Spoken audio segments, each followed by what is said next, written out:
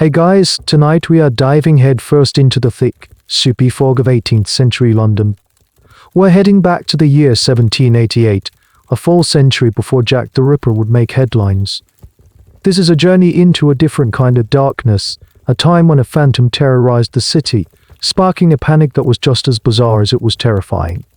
Honestly, with the state of sanitation and street lighting back then, you'd be lucky to survive the first night without tripping into an open sewer, let alone encountering a monster. So, before you get comfortable, take a moment to like the video and subscribe, but only if you genuinely enjoy what I do here. Your support truly means the world. And while you're at it, I'd love to know where you're listening from. Drop your city and the current time in the comments below. It's always fascinating to see where our little community gathers from across the globe. Now dim the lights, maybe turn on a fan for that soft background hum, and let's ease into tonight's journey together. Breathe in. Can you smell that? It's the scent of damp coal smoke mingling with the low perfume of the River Thames. It's a smell that clings to everything: your clothes, your hair, the very air you're trying to breathe. This is Georgian London, a city of staggering contrasts, teetering on the brink of the modern world, but still very much stuck in the grime of its past. You're standing on a cobblestone street. The stones are slick with a fine mist and something less pleasant you'd rather not identify. Look around you. This isn't the London of neatly organized postcodes and bright red buses.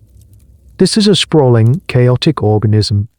To your left, you might see the grand, newly built townhouses of Bedford Square, their windows glowing with the warm, steady light of expensive beeswax candles. You can hear the faint sound of a spinet being played, a bubble of civilized elegance. But to your right, a narrow unlit alleyway beckons. It's a dark mouth leading into a labyrinth of gin-soaked tenements and shadowy courtyards known as rookeries, places where the sun and the law rarely venture. The sounds of the city are a constant rolling symphony. The dominant percussion is the clatter of iron-rimmed carriage wheels and the rhythmic clip-clop of horseshoes on stone. It's a sound that echoes off the soot-stained brick buildings, a relentless beat that drives the city forward. Above it, you hear the layered calls of street vendors. Oysters a penny a dozen, cries one man, his voice hoarse. Hot gingerbread, hot, shouts a woman, a basket steaming on her hip.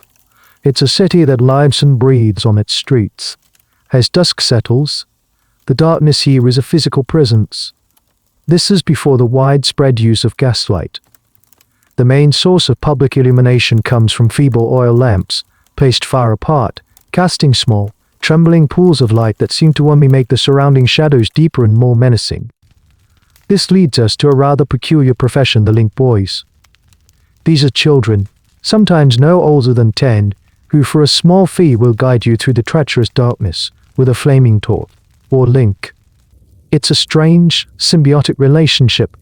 You need their light to avoid potholes and pickpockets, but trusting your safety to a ragged child in a pitch-black alley requires a leap of faith. It's one of those weird, forgotten jobs that tells you everything you need to know about the era. And what about safety? Forget about a friendly Bobby on every corner. The Metropolitan Police won't be founded for another for decades. The primary peacekeepers are the Bow Street runners. Think of them less as a police force and more as the 18th century's most famous private investigators who also happen to do some policing on the side. They're effective, sure, but there are only a handful of them for a city that's exploding in size. Historians are still trying to pin down the exact population of London in 1788, but estimates hover around 1 million souls. 1 million people packed into these streets, with their own ambitions, fears, and secrets, all policed by a couple dozen men. For the most part, you are on your own. This is the stage for our story. A city of immense wealth and desperate poverty, of brilliant minds and deep-seated superstitions. It's a place where a well-dressed lady and a desperate beggar might pass each other on the street, two ships in the night from entirely different worlds. It's a city of whispers, rumors, and shadows. And it's in these very shadows, that something new, something strange, is beginning to stir. The year is young, the nights are long, and the people of London have no idea that they are about to give a name to their deepest fears. And so, on a perfectly ordinary evening, the kind of evening where the city's rhythmic chaos feels almost comforting, the first stone is tossed into the placid pond of London's daily life. It's the 19th of January 1788. The city has been celebrating the Queen's birthday, and the streets are still humming with the residual energy of festivities. Carriages are ferrying the well-to-do home from balls and parties, their lamps cutting brief golden swaths through the gloom. You find yourself near James's Street, an area known for its gentlemen's clubs and fashionable residences. The air is crisp and cold. Now, picture two sisters, Sarah and Maria Porter, making their way home. They are respectable women, daughters of a local tavern owner. They've just been to a ball, and you can imagine them laughing, perhaps complaining about a Dolden's partner, their breath plumbing in the frigid air. Their fine dresses, the product of weeks of saving and sewing, rustle with every step. Suddenly, a man appears from the shadows. He doesn't lunge or shout like a common footpad. He walks briskly past them, so close that he brushes against Maria. As he passes, he mutters a string of vulgarities, something so shocking and out of place that it takes the sisters a moment to even process it. And then he is gone, swallowed by the darkness as quickly as he appeared. He didn't demand their money. He didn't try to grab their jewelry, but in a city like London, sadly not entirely unheard of, the sisters, shaken but unharmed, hurry home. It's only when they are back in the safety of their rooms, unlacing their stays and removing the heavy layers of their gowns, that Maria feels a sharp stinging pain.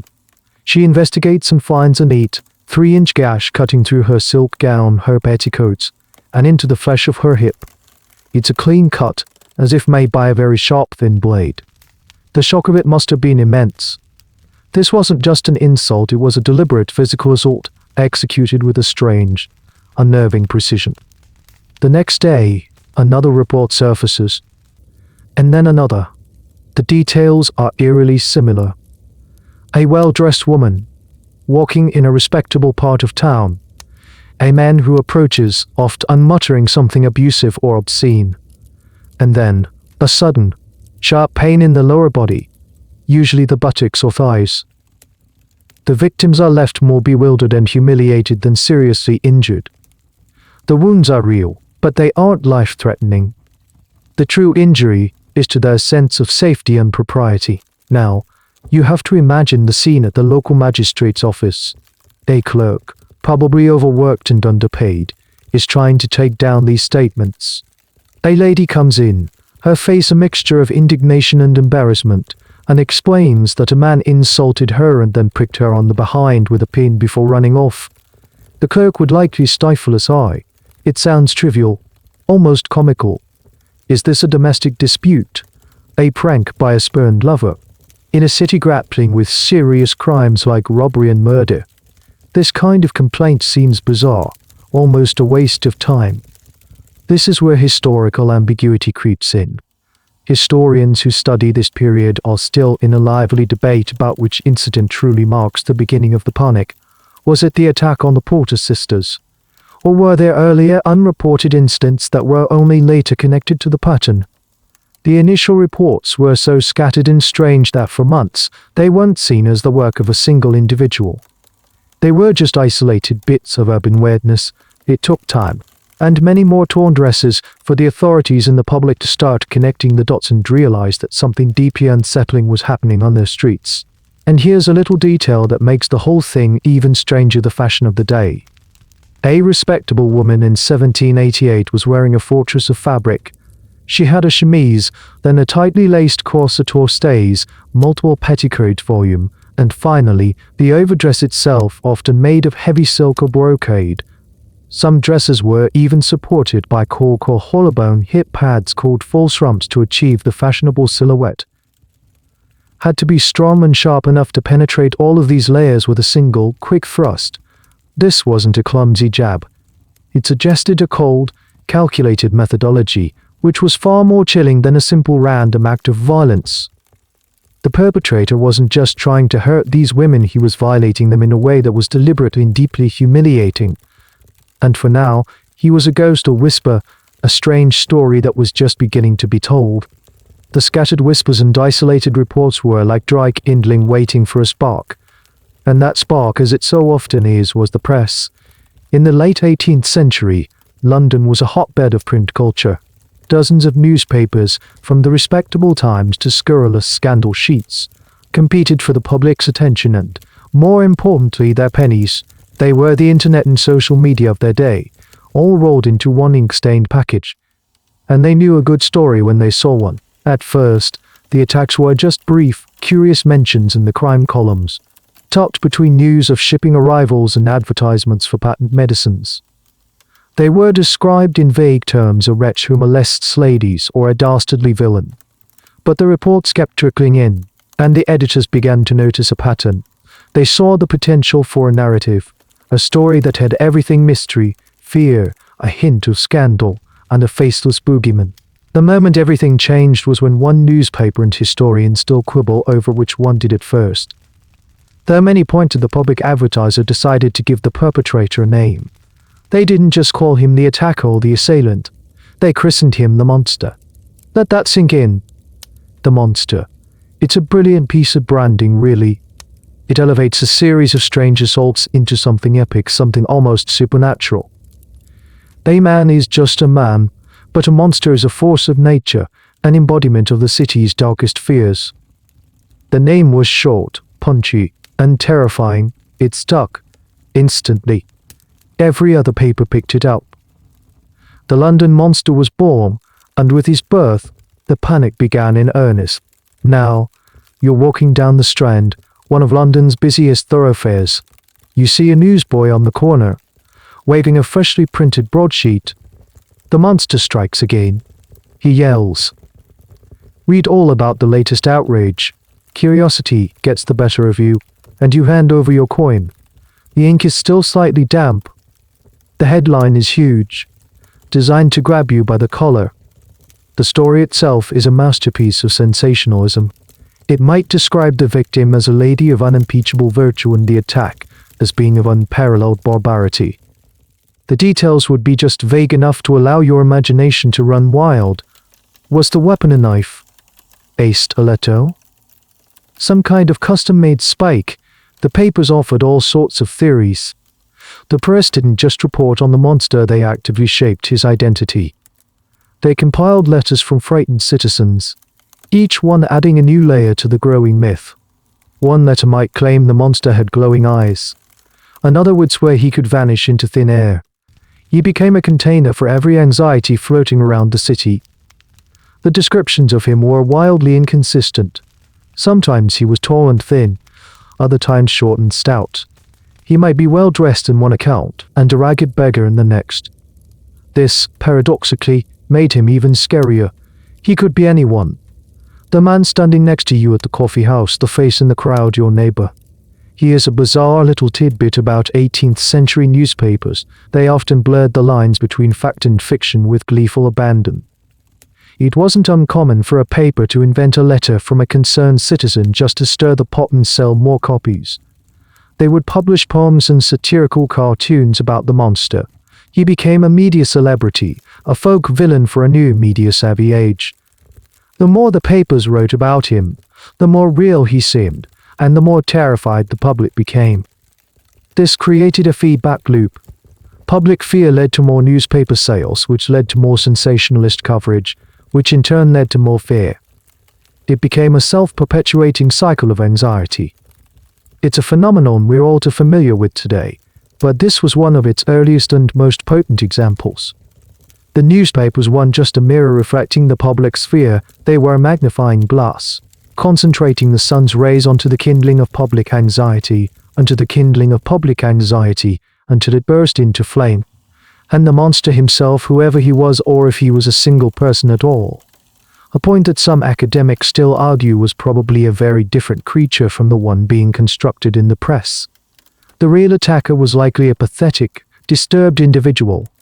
But the London monster of the newspapers was a criminal mastermind, a cunning predator stalking the city streets. He was part man, part myth, and entirely a product of the printed word. He wasn't just committing assaults anymore, he was starring in a city-wide drama, with the newspapers printing the script every single day. The stage was set, the audience was terrified, and the show was just getting started. As the media-fueled panic tightened its grip on the city, fear began to manifest in some truly peculiar ways. It wasn't just a feeling anymore, it was something people wore. London's anxieties gave birth to a strange and specific new market: anti-monster fashion accessories. Imagine you're a lady of means in 1789th. The newspapers are on your breakfast tray every morning, filled with lurid tales of the monster. You have to go out, to shop, to visit friends, to attend church. The thought of that walk, even in broad daylight, even with a footman, is now tinged with a new kind of dread. Every man who walks a little too closely behind you sends a jolt of alarm up your spine. What can you do to protect yourself? You can't exactly carry a sword, but you could perhaps fortify your clothing. And so the defensive romp was born. This is one of those historical details that sounds like a joke, but it was absolutely real. Remember the fashionable false rumps or hip pads women wore to create that perfect, curvaceous silhouette? Clever entrepreneurs and blacksmiths saw an opportunity. They started advertising and selling these pads reinforced with metal. Some were simple, with a sheet of tin or copper sewn into the fabric. Others were more elaborate, featuring a network of wires or even a concealed pin cushion-like device designed to prick back at any would-be attacker. It was a kind of passive-aggressive body armor, hidden beneath layers of silken petticoats. The advertisements for these contraptions were fantastic. They would appear in the same newspapers that were hyping up the monster's exploits. One might praise a patent Parisian deaf-and-sew romp as being both perfectly fashionable and perfectly safe. Another would boast of a copper-bottomed petticoat, cheekily borrowing the nautical term for a ship's hull sheathed in copper to prevent damage. It was a brilliant, if slightly ghoulish, marketing strategy. They sold fear and the supposed antidote in the same breath. But the innovations didn't stop there. Women started improvising their own defenses. They would sew thick leather patches into the backs of their dresses. Some would carry long, sharp hairpins, not just for their coiffure hours, but held at the ready in their hands. The muff, a fluffy, tube-like accessory for keeping hands warm, became a popular place to conceal a small, weighted club or even a tiny pistol. Walking sticks, once a male accessory, were suddenly adopted by fashionable and fearful women. The city's ladies were arming themselves, turning their daily attire into a statement of defiance. This trend reveals so much about the social dynamics of the time. The attacks were an assault on female vulnerability, and this was a way of reclaiming some measure of control. However, there's a debate among social historians about how widespread this phenomenon actually was. Was every woman in London sporting a copper-clad posterior? Almost certainly not. It was likely more common among the wealthier classes who could afford such custom items and who were, according to the newspapers, the monster's preferred targets. For the majority of working-class women, a sturdy hatpin was probably the more realistic option. The defensive romp may have been more of a media curiosity than a universal solution, a symbol of the panic rather than a practical defense for the masses. And let's not forget the men. Their fashion didn't change, but their accessories did. Gentlemen started carrying heavier canes, often with weighted heads. Some even formed unofficial no-monster clubs, vowing to patrol their neighborhoods and protect the local ladies.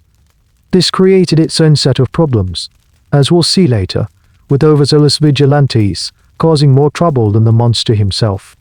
This entire chapter of sartorial history is a fascinating case study in how fear can be commercialized and integrated into daily life. It's a bit like how, in modern times, a security threat might lead to a boom in sales for home surveillance systems or personal safety apps.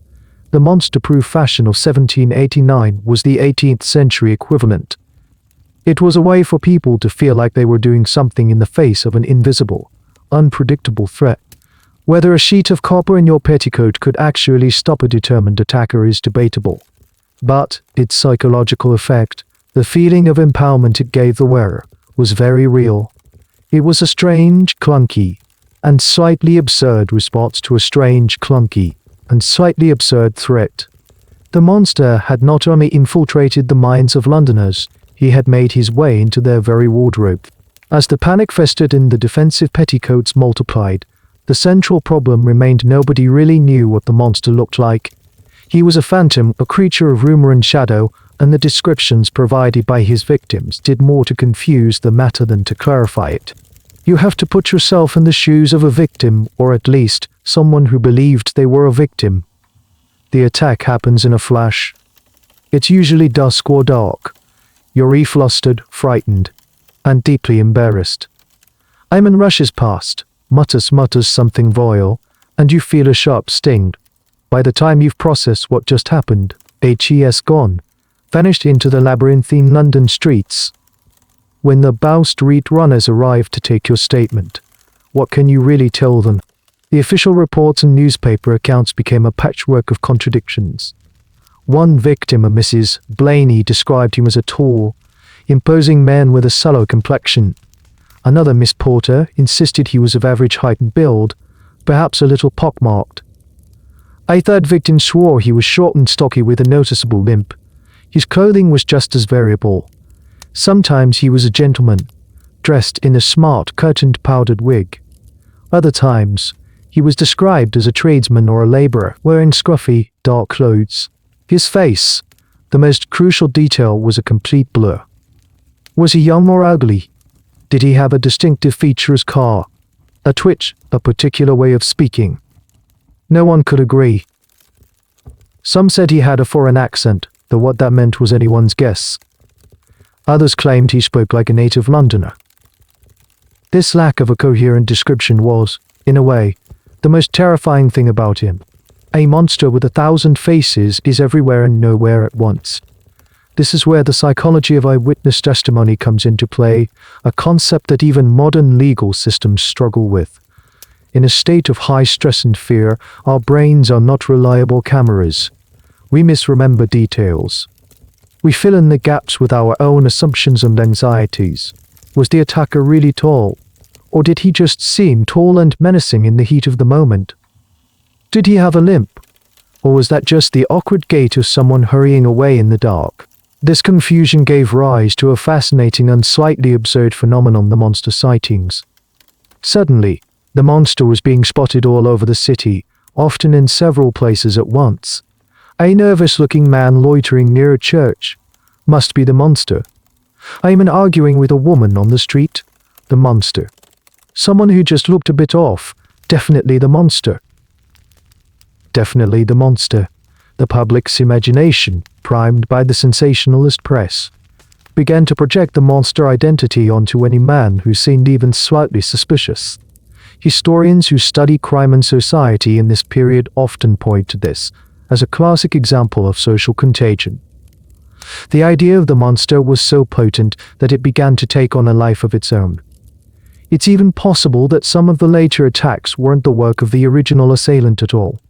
Some may have been copycat crimes committed by disturbed individuals who read about the monster in the papers and were inspired by the notoriety.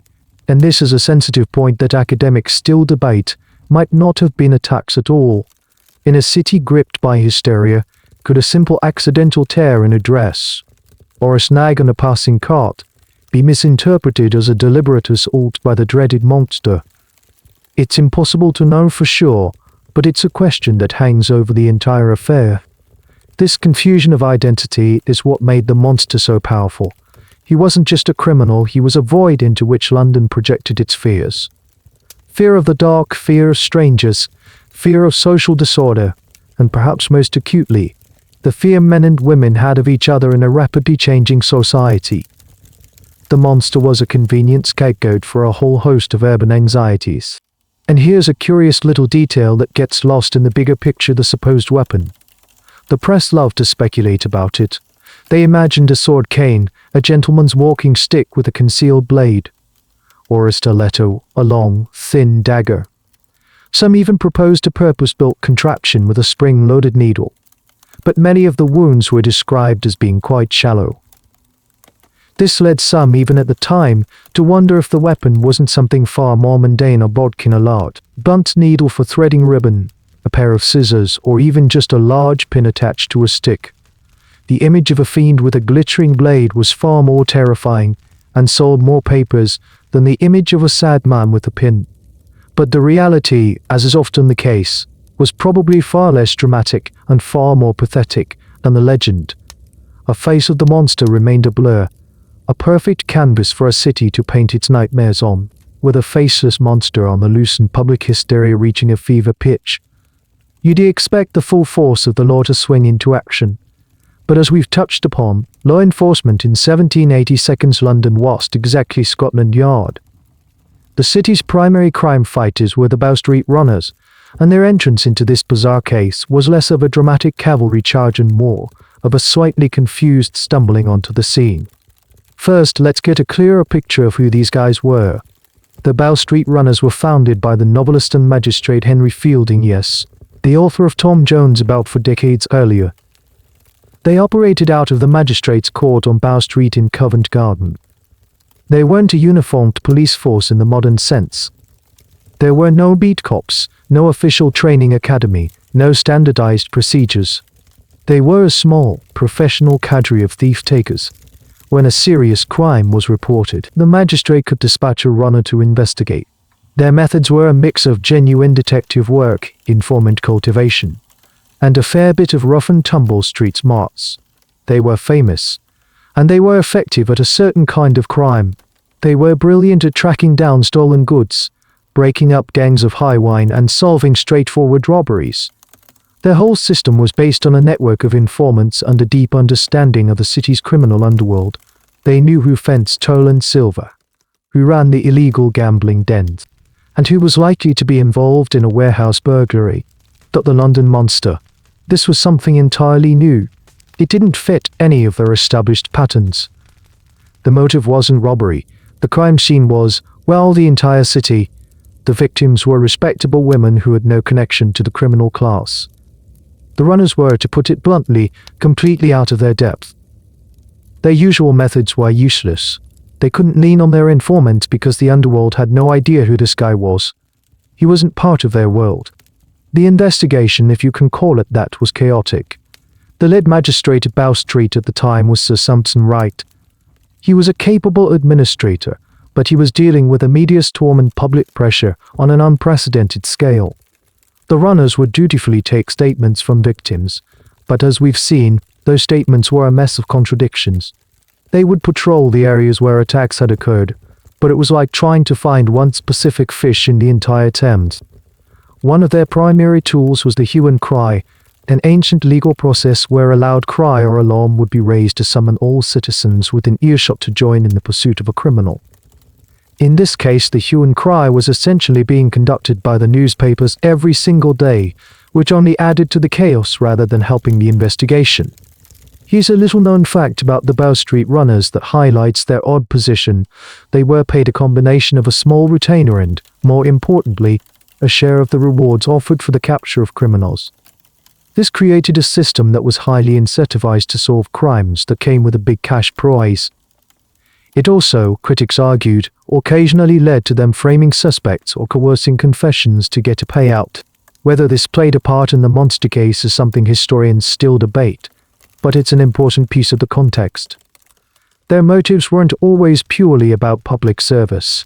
Sir John Fielding, Henry's blind half-brother who took over as magistrate, was famous for being able to recognize some 3,000 criminals by the sound of their voice alone. This was the kind of legendary, almost superhuman skill that defined the runners in the public imagination.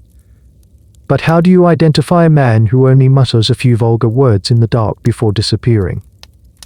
The legendary skills of the runners were failing them.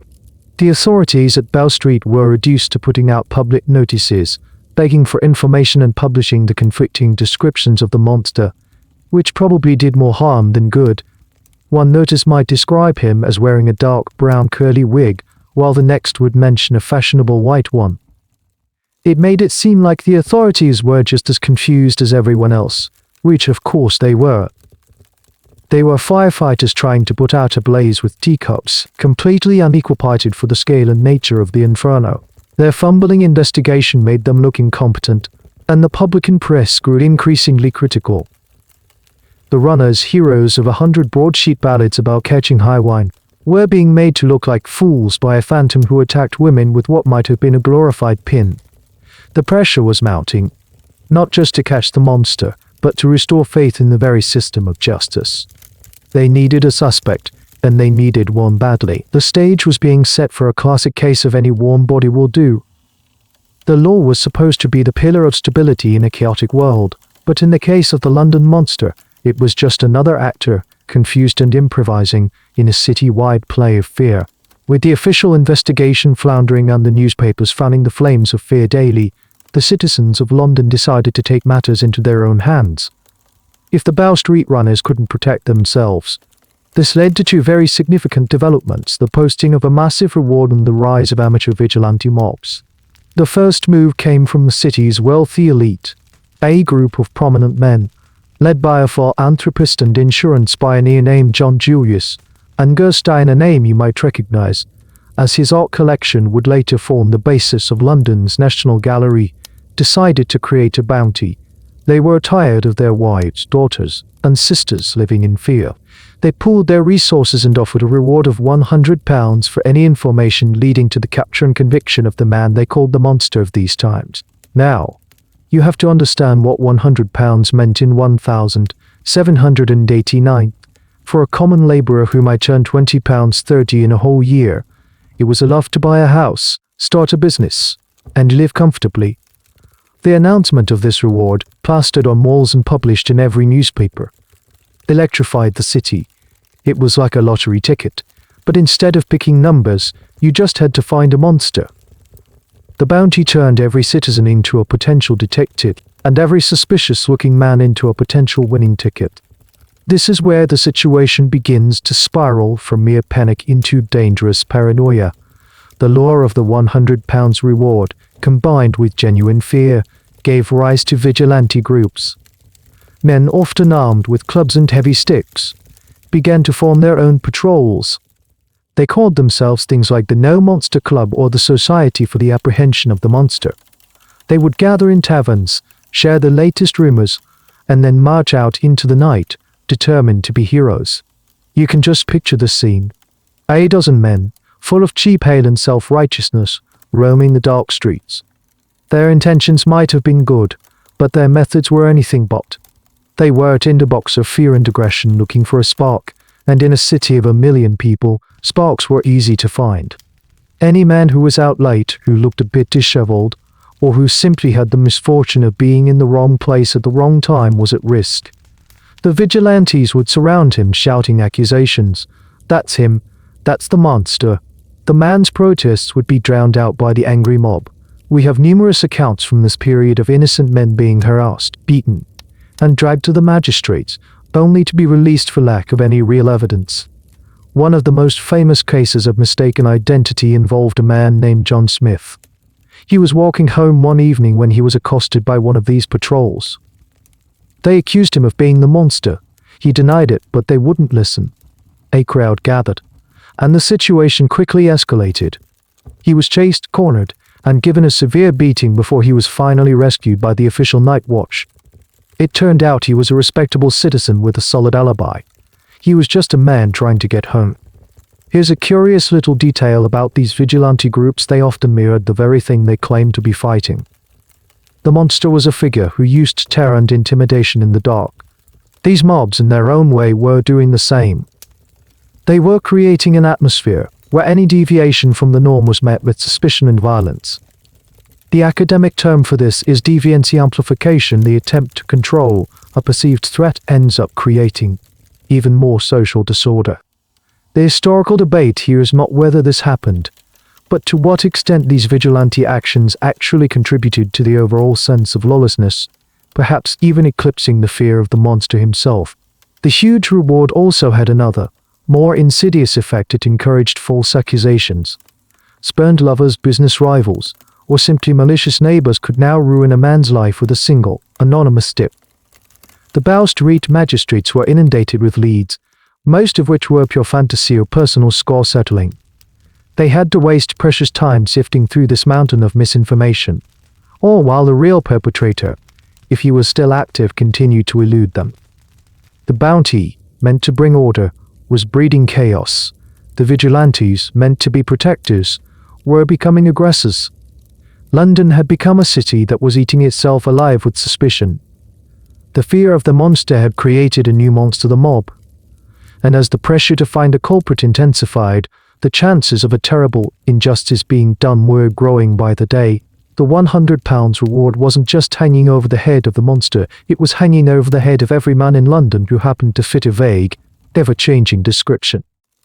Amidst the chaos of vigilante patrols and the tantalizing gleam of the £100 reward, a new and unsettling pattern began to emerge from the noise. As people looked closer at the victims' reports, they started to notice a common thread that went beyond the method of attack. The monster didn't seem to be choosing his targets at random. He was targeting a very specific type of woman.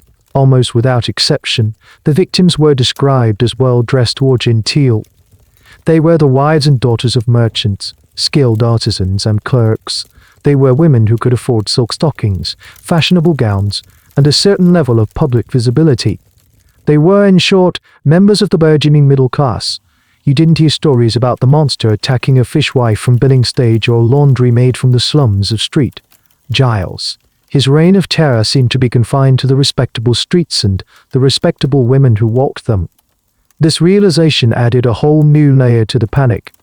It transformed the monster from a simple predator into something far more complex, a symbol of class antagonism. This wasn't just about violence anymore, it was about social anxiety. The late 18th century was a time of immense social flux in Britain. The old, rigid aristocracy was still in place, but a new, confident middle class, the middling sort, was rising. They had money, they had aspiration, and they were creating a new urban culture of shopping, leisure, and public display. Walking through the pleasure gardens of Vauxhall or Ranelagh, or promenading along the Strand, was a key part of this new lifestyle. It was how you showed off your success, your fashionable clothes, your refined manners. It was a statement. And the monster, it seemed, was attacking that very statement. His actions were seen as a direct assault on the values and visibility of this rising class. The weapon, the dress, the location, it all started to click into a disturbing narrative. The attacker used a sharp object to slash through expensive silk dresses. This wasn't just an injury to the body, it was an act of deliberate, symbolic destruction. A fine silk gown could cost more than a laborer earned in a month. Tearing it was an act of economic violence, a way of saying, your prosperity, your respectability, it's fragile. I can destroy it in an instant. A physical and financial violation rolled into one. This is a point that social historians find particularly fascinating. Was the monster a disgruntled member of the lower classes, lashing out at the symbols of a world he was excluded from? Or was he perhaps a fallen member of the middle class himself, someone who felt cheated or emasculated by the society he was now attacking? The academic debate on the monster's potential class motivations is rich and varied. Some scholars argue that interpreting him through a strict class warfare lens is an oversimplification, while others maintain it's the key to understanding the whole phenomenon. This class dimension also helps explain why the panic became so intense. An attack on a poor woman, sadly, would have been considered just another grim reality of life in the rookeries. But an attack on a lady of quality was an attack on the social order itself. It was an intrusion of chaos into the world of order, a violation of the unspoken rule that respectable people in respectable places should be safe. Let's add a small, specific detail to paint the picture. Consider the silk stockings. This was an era before nylon or synthetics. Silk stockings were a luxury item, easily torn and expensive to replace. Several reports specifically mention the monster slashing at the legs and calves of his victims, ruining their stockings. This wasn't just a random act, it felt targeted. Almost fetishistic, it was an attack on a specific marker of femininity and social standing.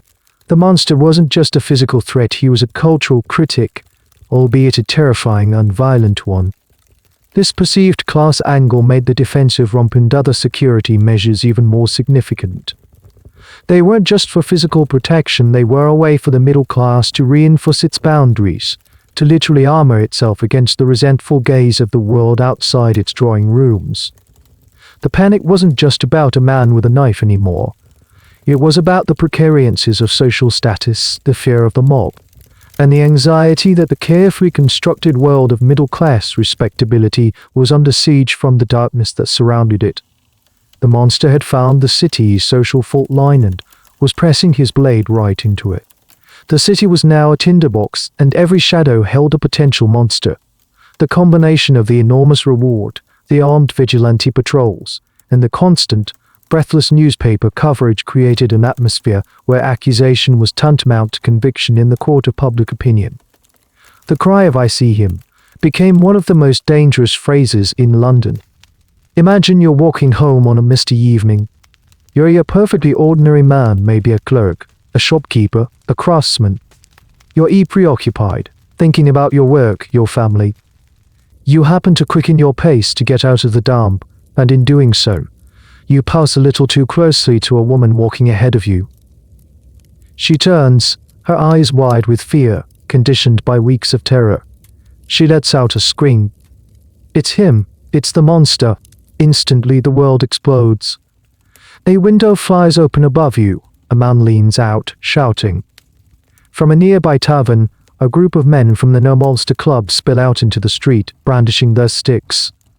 They see the screaming woman and they see you, looking flustered and guilty, as anyone would in that situation. They don't ask questions, they don't wait for an explanation. They surge towards you. This exact scenario played out time and time again. The public's fear had curdled into a hair-trigger paranoia. Any sudden movement, any perceived slight, any man who just seemed a bit odd, could become the target of the mob's fury. We have records of several such incidents of mistaken identity that nearly ended in tragedy. One particularly telling case involved a well-dressed gentleman who was simply trying to get a better look at a lady's fashionable hat. He leaned in slightly to admire the craftsmanship, and the woman, misinterpreting his interest entirely, shrieked. A crowd immediately formed and accused him of being the monster.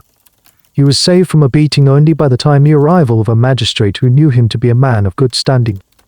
The psychology at play here is fascinating. It's a phenomenon known as expectant attention. When you are actively looking for something, in this case, a monster, you are far more likely to interpret ambiguous stimuli as confirmation of what you're looking for. Eamon adjusting his coat in the dark becomes a man reaching for a hidden weapon.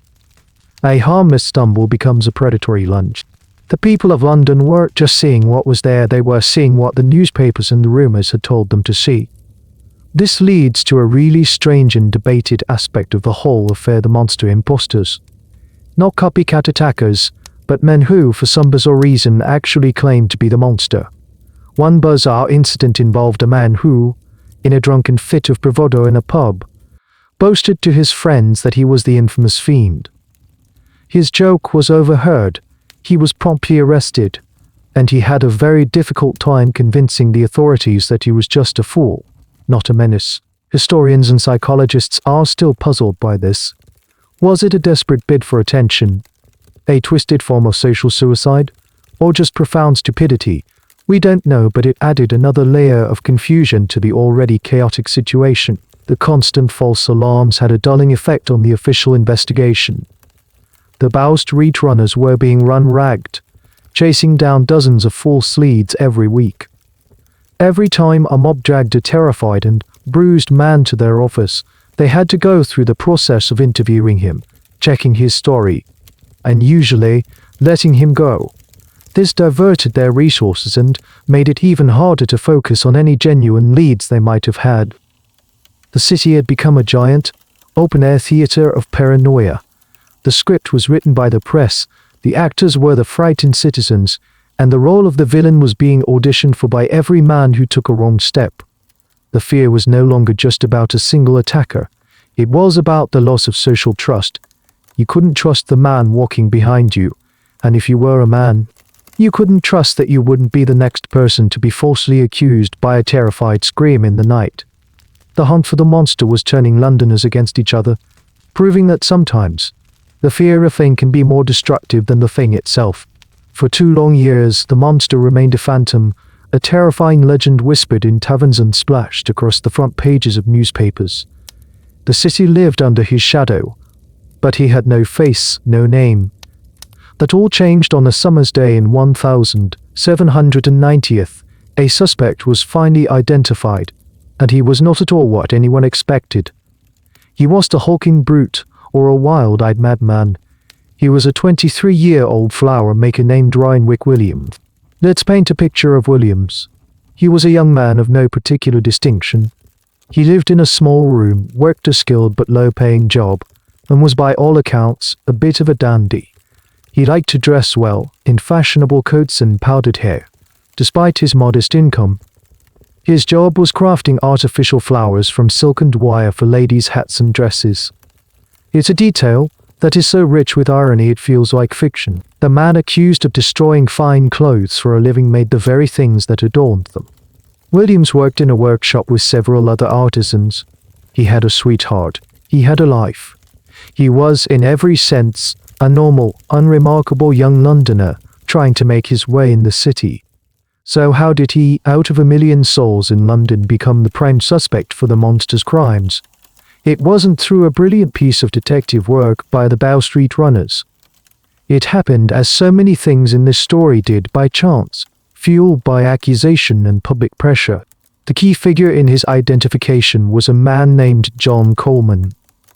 Coleman was the fiancé of one of the more recent victims, a young woman named and Porter, no relation to the first victims, the Porter sisters, and had been attacked, and Coleman was, understandably, furious and determined to find the man who did it.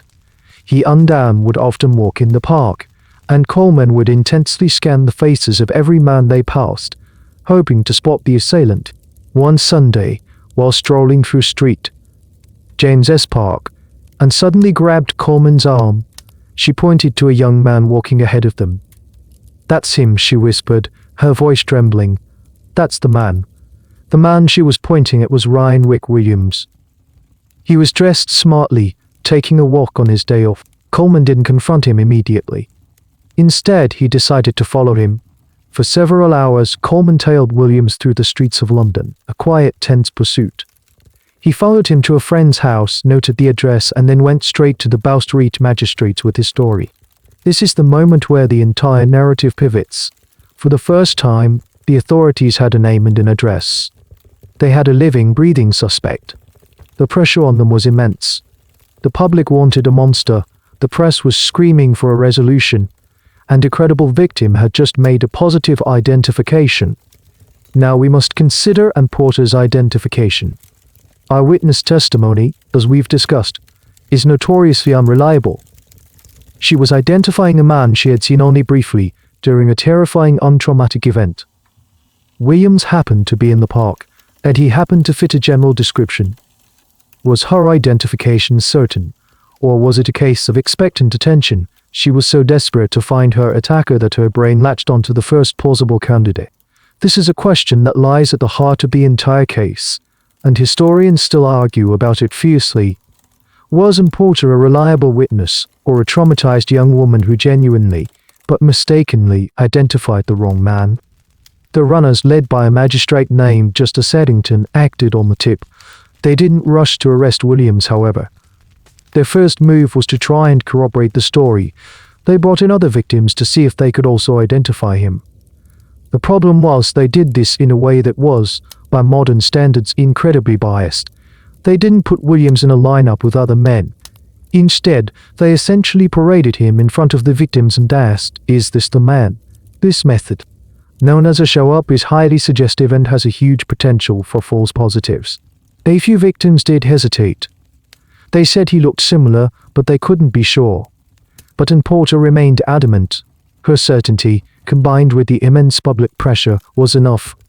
The Bow Street runners, desperate for a breakthrough, decided they had their man. They went to Rhynwick Williams's workplace, a small workshop filled with the delicate scent of dyed silks and wax, and arrested him. The news spread through the city like wildfire. They had caught the monster, and he wasn't a demon from the depths of hell. He was a flower maker. For some, this was a relief. The terror had a face. For others, it was an anticlimax. This slender, well-dressed young man didn't seem to fit the mythic, terrifying figure they had built up in their minds. But for Rhynwick Williams, his life as he knew it was over. He was now the face of a city's nightmare, a man accused of being a monster, about to be thrown into the maw of 18th century justice. The arrest of Rhynwick Williams was just the beginning. The authorities had a suspect, but now they needed to solidify their case. The crucial moment, the event that would seal Williams's fate in the public eye, was a carefully orchestrated and highly dramatic public confrontation. Justice Addington, the magistrate from Bow Street, devised a plan. He knew that Porter's identification, while compelling, might not be enough on its own. He needed more. He decided to arrange a chance encounter between Williams and Dan, a piece of street theatre designed to provoke a reaction and confirm her testimony in a more public and undeniable way. So one evening, Ann Porter and her fiancé, John Coleman, were positioned at a specific spot near Ann's home.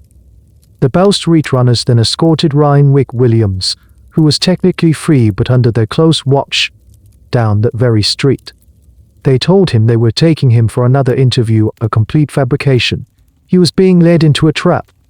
As Williams walked down the street, flanked by the plain-clothed runners, and Porter stepped forward.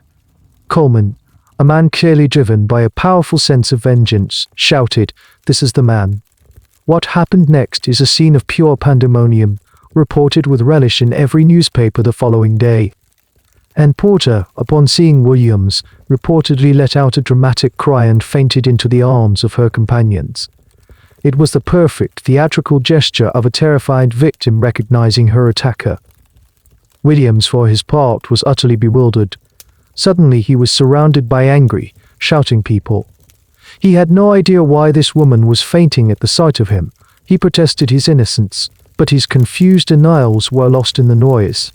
The spontaneous confrontation was a resounding success for the prosecution. It provided a powerful, emotional image that was far more convincing to the public than any dry piece of evidence. The story of the fainting victim became the cornerstone of the narrative against Williams. It didn't matter that the entire event was a setup. To the people of London, it was proof positive.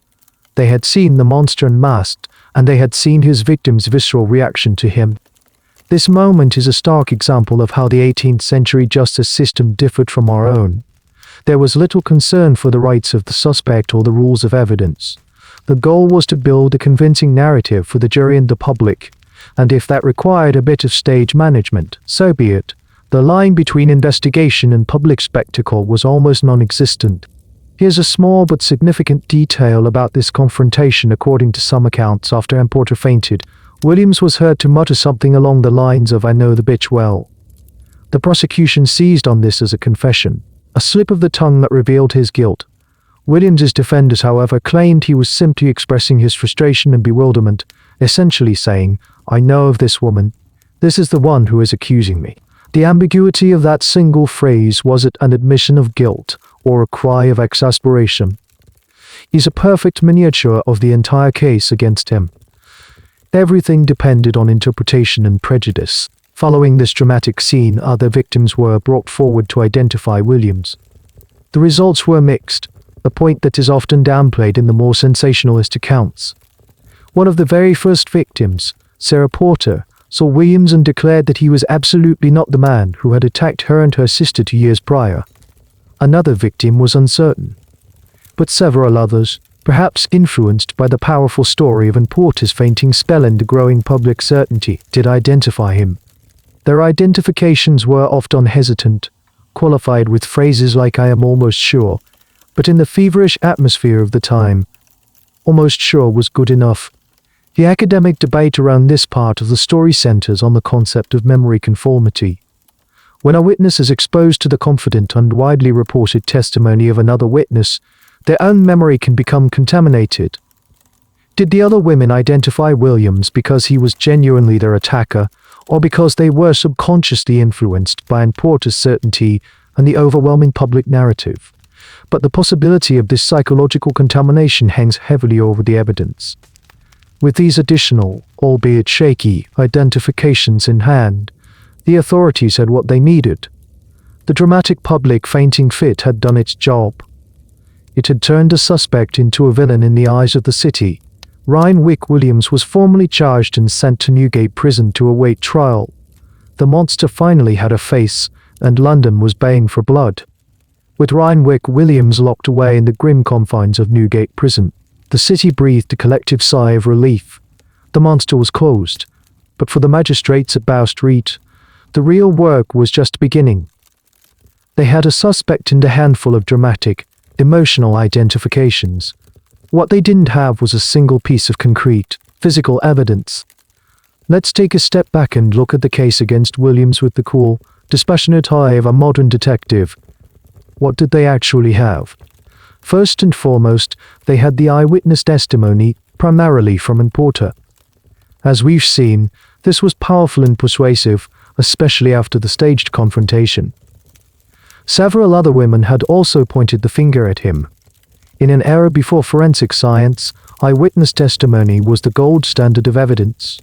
A jury was expected to believe a sworn oath from a respectable person. But that was it. That was the entirety of the prosecution's case. There was no weapon. A search of Williams's lodgings and his workplace turned up nothing. They found the tools of his trade, knives for cutting silk, needles, wires, but nothing that could be definitively linked to the attacks. The supposed special knife or stiletto that the newspapers had fantasized about for 2 years simply didn't exist. The prosecution was left to argue that he must have used one of his work knives and then disposed of it, a theory with no evidence to support it. There was no physical evidence on his clothing, no bloodstains, no torn fabric from a victim's dress, nothing to connect him to the scenes of the crimes. There was no confession. Williams, from the moment of his arrest to the day of his trial, never wavered in his claim of innocence. He was steadfast, insisting this was all a terrible case of mistaken identity. And most importantly, there was the issue of motive. Why would a young, employed man with a steady girlfriend suddenly embark on a 2-year campaign of bizarre, non-profit-driven attacks against women? The prosecution had no answer.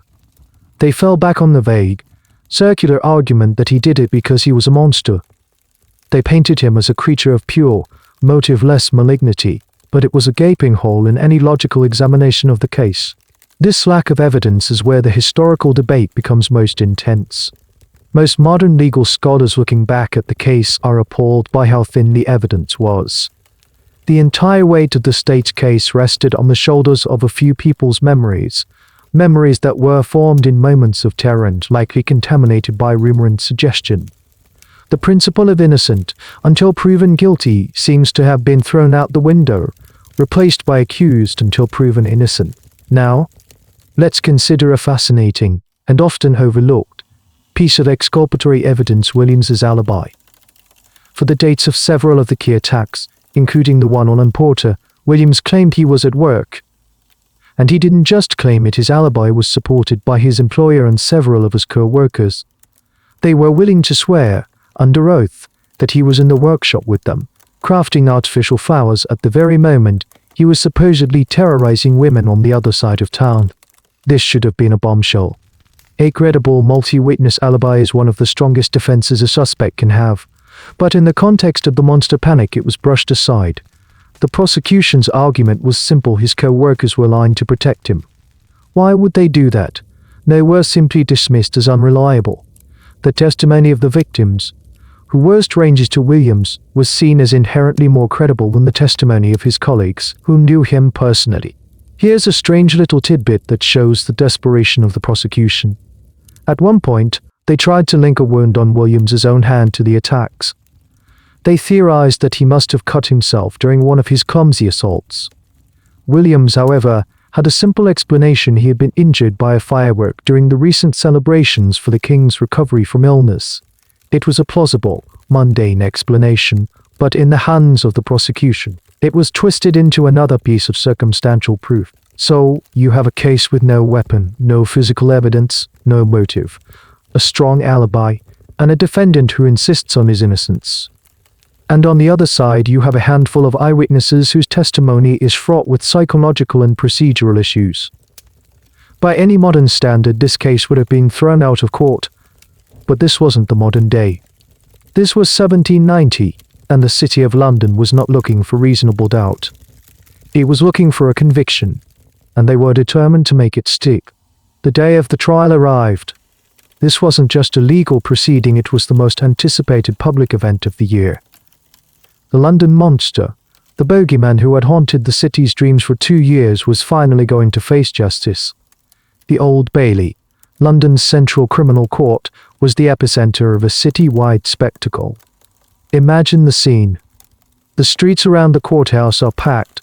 It's a sweltering July day, but the heat doesn't deter the crowds. There are vendors selling pies and gin, hawkers peddling hastily printed pamphlets claiming to have the true and full confession of the monster, Rhynwick Williams. A complete fabrication, of course. It has the atmosphere of a fair or a public execution. People have been lining up for hours, jostling and bribing the guards to get a seat inside. This is the hottest ticket in town. Inside the courtroom, it's even more chaotic. The room is crammed to the rafters. Every inch of space is filled with bewigged lawyers, solemn-faced jurors, society ladies with their fans, curious gentlemen, and journalists scribbling furiously in their notebooks. The air is thick with sweat, perfume, and anticipation. It's less a hall of justice and more a theater, and everyone is waiting for the main actor to take the stage. And then he's brought in, Rhynwick Williams. He's led from the squalor of Newgate prison into the dock. All eyes are on him. What does the crowd see? Not the hulking, demonic figure of their imagination. They see a pale, slender young man, dressed as neatly as he can manage. He looks frightened and overwhelmed, as anyone would be. He blinks in the sudden brightness of the courtroom, his eyes darting around at the sea of hostile faces. The trial begins. The prosecution, led by a lawyer named Mr. Piggott, lays out its case. They paint a vivid picture of the terror that has gripped the city. They speak of virtuous ladies afraid to leave their homes, of a shadow that has fallen over London. And then they point to the man in the dock. There, they declare, is the author of this terror. The strategy is clear. This trial is not just about Rhynwick Williams, it's about the collective trauma of the city. The prosecution's case is built on emotion, not evidence. They are putting the entire phenomenon of the London monster on trial and making Williams the sole embodiment of it. This is a point where legal historians get particularly animated. The prosecution's opening statement, by modern standards, would be deemed outrageously prejudicial. They weren't just presenting the facts of the case, they were telling the jury story, a horror story, and casting Williams as the villain before a single witness had even been called. The very presumption of innocence was poisoned from the outset. The atmosphere in the court was so charged that it influenced every aspect of the proceedings. The judge, Justice Buller, was a notoriously harsh hanging judge, known for his severity. He made little effort to control the outbursts from the public gallery. Cheers for the prosecution's points and jeers at the defense were common. Now for a peculiar detail about 18th century trials: the role of the defense lawyer. For a long time in English law, defendants accused of felonies were not even allowed a lawyer to speak on their behalf. By 1790, this rule had been relaxed, but the defense counsel's role was still very limited. They could cross-examine the prosecution's witnesses, but they couldn't give a closing statement to the jury. The last word the jury heard was from the prosecution and the judge. This put the defense at a massive disadvantage. Williams had a lawyer, a man named Mr. Knowles, but he was fighting with one hand tied behind his back. The entire event was a performance. The victims were the tragic heroines. The prosecution lawyers were the crusading heroes. The judge was the wise arbiter. And Williams was the monster. The jury, a panel of 12 ordinary men, were not just deciders of fact, they were the audience, and they were expected to deliver the satisfying conclusion that everyone had come to see. The trial was not a search for the truth in a sterile, objective environment. It was a public ritual designed to purge the city of its fear. It was a catharsis. The guilt of Rhynwick Williams was a foregone conclusion for almost everyone in that stifling, crowded room. They didn't come to see if he was guilty. They came to see him be declared guilty. The grand spectacle of the trial was underway, and the flimsy evidence that underpinned it all was about to be dressed up in the grand robes of legal formality. The prosecution's case began, and its power lay not in facts or forensics, but in the raw, compelling emotion of human testimony. One by one, the victim's work all to the witness stand. The crowded, stuffy courtroom fell silent, straining to hear every word. This was the heart of the drama, the moment the public had been waiting for. First and most importantly came Ann Porter. She was the star witness, the catalyst for the entire arrest. As she took the stand, you can imagine the hush that fell over the gallery. She was young, respectable, and her story was the cornerstone of the prosecution's narrative. She recounted the tale of her attack, her voice slightly trembling but firm. She described the man who had insulted her, the sudden pain, the shock of finding her dress and her person violated.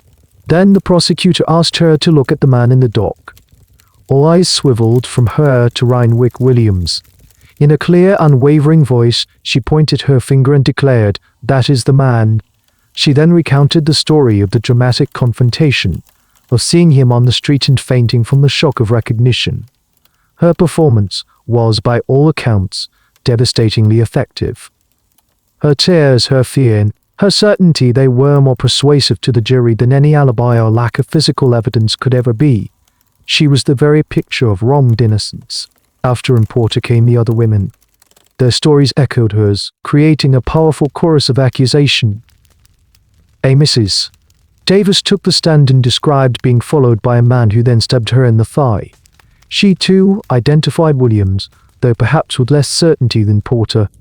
Another, a Miss Brigg man, told a similar tale. Each testimony added another brushstroke to the portrait of Williams as a relentless predator. The cross-examination by Williams's lawyer, Mr. Knowles, was his only real weapon. He did his best to poke holes in their stories. He highlighted the inconsistencies in their descriptions of the attacker. He pointed out that Miss Brigg man had previously given a description that did not match Williams at all. He questioned them about the lighting, about how long they had actually seen the man's face. But it was an uphill battle. How do you cross-examine a crying victim without looking like a heartless bully?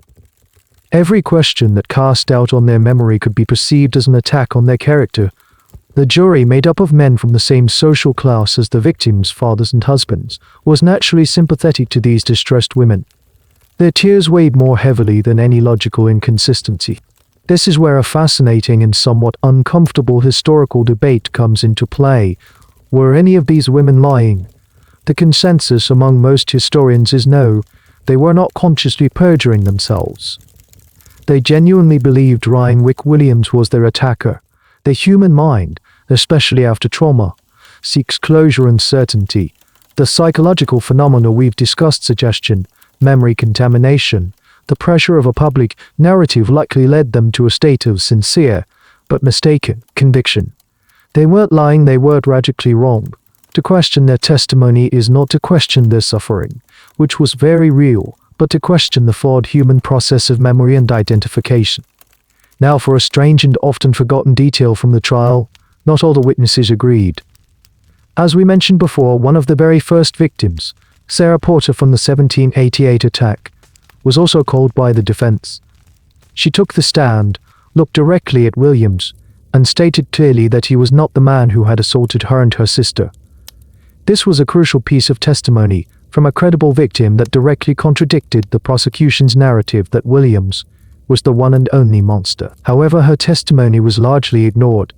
The prosecution brushed it aside, suggesting that after 2 years, her memory had simply faded. The more recent, more emotional testimonies were given far more weight. The jury was left with a powerful emotional tide pulling them in one direction. They saw a parade of respectable women, united in their fear and their accusations. They saw them weep as they recounted their humiliation. They saw them point a finger at the pale, silent man in the dock. The courtroom was a pressure cooker of emotion, and the testimonies of the victims were the heat that was driving it. Logic and doubt were evaporating in the face of such powerful personal stories. The witnesses' tears were washing away the very concept of reasonable doubt. After the prosecution's emotional onslaught, the moment came for the defense to present its case. It was a stark contrast. Where the prosecution had offered tears and high drama, the defense, led by Mr. Knowles, offered something far more mundane, but in its own way, just as compelling as simple, verifiable alibi. Rhynwick Williams himself was not allowed to testify. Under the bizarre rules of 18th century English law, the accused was considered an interested party and therefore could not be trusted to give sworn testimony in their own defense. They could give an unsworn statement, but it carried little weight. So Williams had to sit in silence in the dock, a passive observer at his own trial, while his fate was decided by the words of others. His defense rested on the shoulders of his employer and his colleagues from the flower-making workshop. One by one, they took the stand. First came his master, a man named Mr. Fournier. He was a respectable business owner. He testified that on the day of the attack on him, the cornerstone of the prosecution's case, Rhynwick Williams had been at work, in his workshop, all day. He wasn't just there, he had been an essential part of a time-sensitive project, working alongside his colleagues to finish an order. Then came the co-workers. A young woman named Elizabeth Millward, who worked at the bench next to Williams, swore under oath that he had not left the workshop for more than a few minutes the entire day. She recalled conversations they had, details of the work they were doing. Another colleague, a man named Mr. Pape, corroborated her story completely. They presented a solid, consistent, and detailed account of Williams's whereabouts. This was the defense's trump card. It wasn't a vague claim, it was a specific, multi-witness alibi provided by credible, employed citizens. They had no obvious reason to lie. Risking a perjury charge to protect a co-worker from a crime he had actually committed seems highly unlikely. Their testimony presented a simple, logical impossibility. Rhynwick Williams could not have been in two places at once. He could not have been attacking a porter in one part of London while simultaneously crafting silk flowers in another. The prosecution's response was brutal and effective. They didn't try to disprove the alibi with contradictory evidence, because they had none. Instead, they attacked the character of the witnesses. The prosecutor, Mr. Piggott, implied through his questioning that they were all lying. He suggested that Williams's master was a disreputable Frenchman playing on the anti-French sentiment common at the time.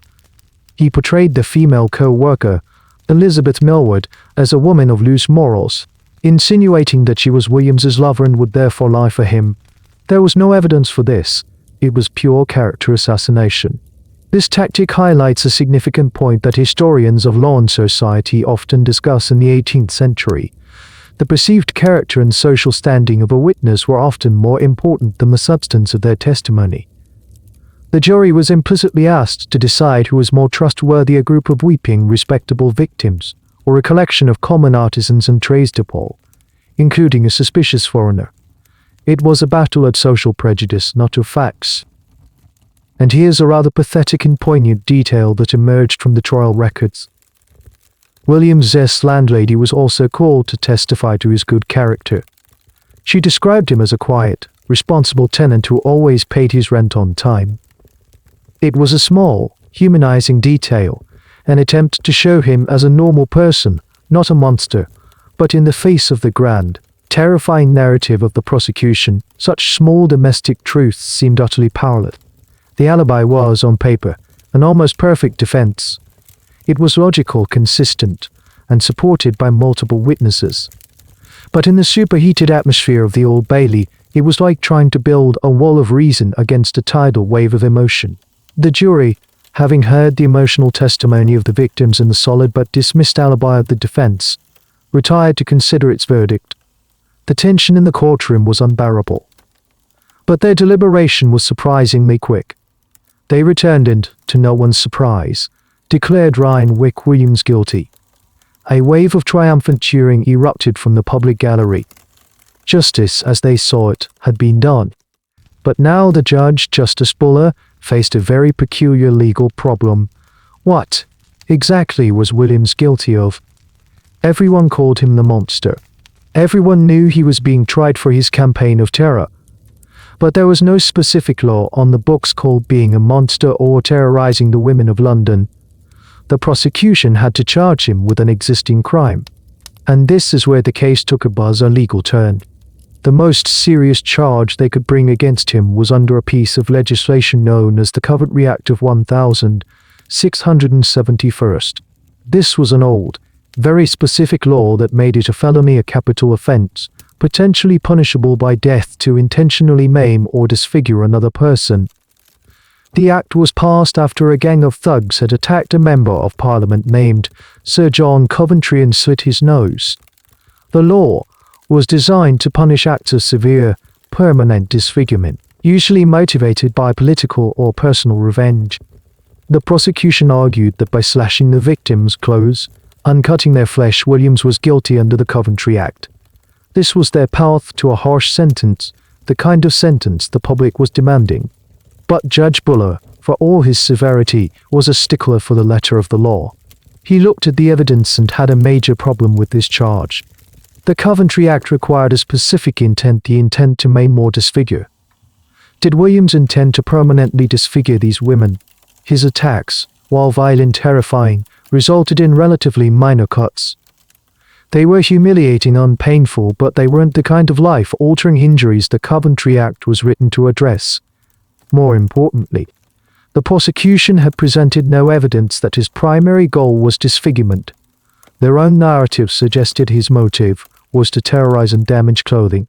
Furthermore, the law specified that the act must be done with malice aforethought and by lying in wait.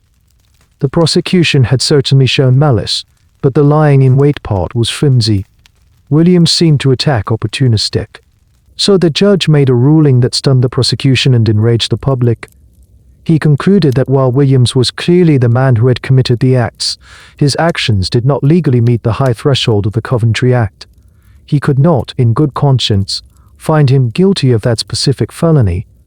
The most serious charge was thrown out. This left the prosecution scrambling. What else could they charge him with? They were left with a much lesser crime, a simple misdemeanor charge of assault. The specific indictment was for assault with intent to spoil, tear, and deface the garments and clothes of his victims. This is a point that legal historians find endlessly fascinating. The entire legal system had been bent towards convicting this one man, and at the final hurdle, the law itself proved to be a surprisingly awkward instrument. The judge, in a moment of professional integrity, refused to stretch a capital statute to fit a crime for which it was not designed. This is a subtle but crucial point. The system, for all its flaws and prejudices, still had internal checks and balances. The debate continues whether Judge Buller did this out of pure legal principle or if he was wary of creating a dangerous precedent. So Rhynwick Williams, the great and terrible London monster, was found guilty not of being a monster, not of maiming, but of tearing dresses. The sentence for this misdemeanor was comparatively light. Instead of facing the gallows or transportation for life, he was sentenced to 2 years in Newgate prison for each of the 3 counts he was convicted on, to be served consecutively for a total of 6 years. 6 years in the hellhole that was Newgate was no small thing. It was a brutal, disease-ridden place. But it wasn't the death sentence or the lifelong exile that the public had been baying for. The monster had been caught, tried, and convicted, and he was going to get out one day. The legal climax of the London monster saga was, for the bloodthirsty crowd, a deeply unsatisfying anticlimax. The law had spoken, but it hadn't given them the vengeance they crave.